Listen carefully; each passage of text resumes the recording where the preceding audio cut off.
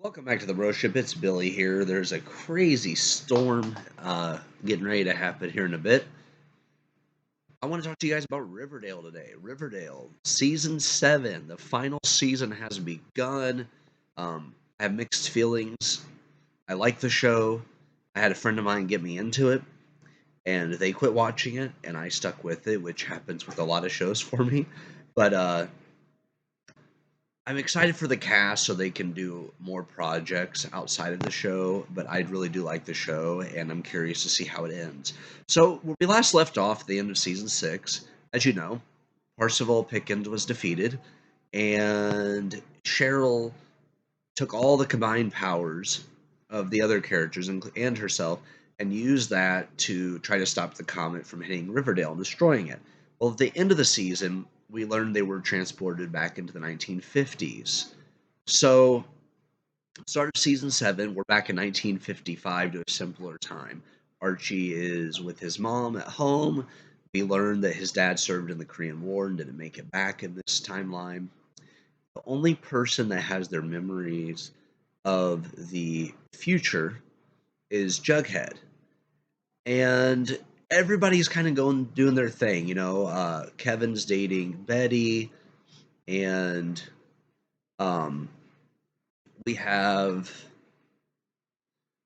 Cheryl now has a twin named Julian instead of Jason, which Julian was the third brother that they had a doll of. So it was kind of cool to see that. And this one does talk and has a lot of lines. I think Jason may have had a few words later on, but Julian talks in the show quite a bit, and he's going to be like a main character or possibly a bigger character than what Jason was. He already is, because I think he said more words in one episode than Jason did the entire show. So Cheryl's the it girl here, and in comes Veronica Lodge, new to the town. Her parents have this TV show. They shipped her off to her aunt and uncle's, which we learn isn't really her aunt and uncle's at all. It's one of their houses, the Pembroke. So Veronica is not with her parents, and Veronica confesses to kind of being a little bit of a snob back whenever she was with her parents. So you have Veronica, and then you also have Tabitha Tate and Tony Topaz. Reggie nowhere to be seen.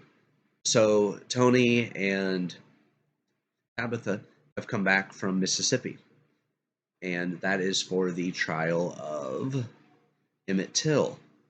We learned kind of earlier in the show that James Dean died, which we knew that. But back then, that was like current news. James Dean had died, and there was media blow up all over about this, but nothing about Emmett Till. Betty wants to help Tony by printing the story of Emmett Till that Tony wrote in the blue and gold, which is rejected by the principal.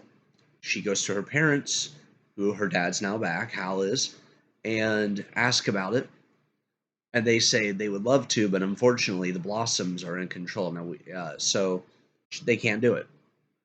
So we get, and I'm going to jump around. I'm not going to go in order of what happens, but we get a poem being read where they get the principal to go outside and they read a poem about Emmett Till instead. And it was really good, very moving. And Jughead earlier in the episode tries to explain that they're all from the future. So he goes out to the time capsule, and his item isn't in there, but everybody else's is. And he's trying to convince them that they put this in there. And Archie pulls him aside and said, "Look, they're going to put you in a loony bin if you really think this stuff is real." So Jughead's kind of going nuts, and it's just kind of weird, right? What's going on? Meanwhile, Archie and Julian are both trying to get Veronica to notice them. Jughead is into Tabitha from the past, but he doesn't. It's really interesting. He's into her, and then so all this stuff's going on with these characters, and we get the sense that something's off.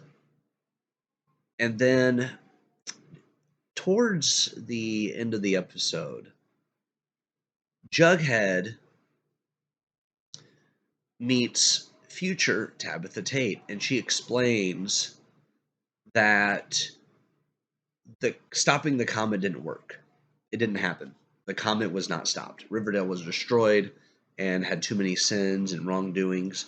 So the reason they're in the past, she's trying to correct the timeline, but morally they have to be better and do better. They can no longer let injustice happen. So what starts this whole thing is one of the teachers allows Tony and Tabitha to share their stories from when they were at the trial of Emmett Till. Now, if you're not familiar with Emmett Till was a 14-year-old boy who was wrongfully tortured, lynched, killed, thrown into a body of water, and just wrongfully killed. And there's like, I was doing more research on it, and there was like mixed state reports, but it wasn't, nothing he did justified being killed. He was from Chicago, and he was down in Mississippi visiting some family. And he was accused of wrongfully like flirting, interacting with a white woman, which the cousins of him said no, that wasn't the case. So he was wrongfully killed. That's all there is to it. It was wrong. So the teacher asked the students how they felt about it. Archie said he was angry. Betty said she was upset. So that was starting the conversation about this in the 1950s in a heavily white town would have been very tough. So I really liked that they did that here. They brought up some big issues from the past, and that is something that I really enjoyed that they dived into, because talking about those uncomfortable things is needed in order to move society forward and to make progress. So I really like that. So a lot happened in this episode. I try to hit the high points. Veronica has Archie over, and her mom calls her, says no boys in the house, and Veronica says, "Don't worry, just friends." And she's kind of torn between Julian and Archie, but she just kind of walks away. She goes, "I'll walk home today." They both try to give her a ride. Archie's mom's scared of Archie driving because of what happened to James Dean. So he finally is able to reach an agreement where he can't go above certain speed in order to have his car back. And Betty has both of her parents again, but like I said, she doesn't remember anything. None of them besides Jughead remember. And at the end of the episode, Tabitha tells Jughead it's dangerous for him to remember this stuff. Everyone's going to think he's crazy and he's going to go insane. So she kisses him and takes away his memory. So we're assuming next episode, Jughead's going to kind of fall into with everybody else in the time period. I really like this twist. I'm curious to see where it goes and how we get back to the future or the present for them. I did read a thing from showrunner who said that they could have just stayed with like the present, but the cast and a lot of people really miss them being teenagers, so they decided to put them back as teenagers and kind of, we'll see where this goes. I'm really curious to see where the story goes. It's really fun. Cheryl and Jughead are still my favorite two characters. I don't think anything's going to change that. But I hope you guys enjoyed the episode, and I will be back here to do more just kind of like recaps and kind of tell you the highs of the show. But that's pretty much like a lot of the big highs, and I know there's a few things I'm forgetting, but I hope you guys are doing well. It's been one heck of a run with Riverdale, and I'm happy that we've gotten 7 seasons. So a lot of shows don't get that far, you know. There's been a lot of shows that get canceled way too soon, like Fate the Wink Saga. But I'm very happy to see them being able to go on after the show is done. Because after you play a certain character for so long, after a while, I'm sure you want to try something different. And I've seen other films and shows, well, other films with this cast, and they're great. Dangerous Lies on Netflix, really good. I enjoyed F the Prom for what it was.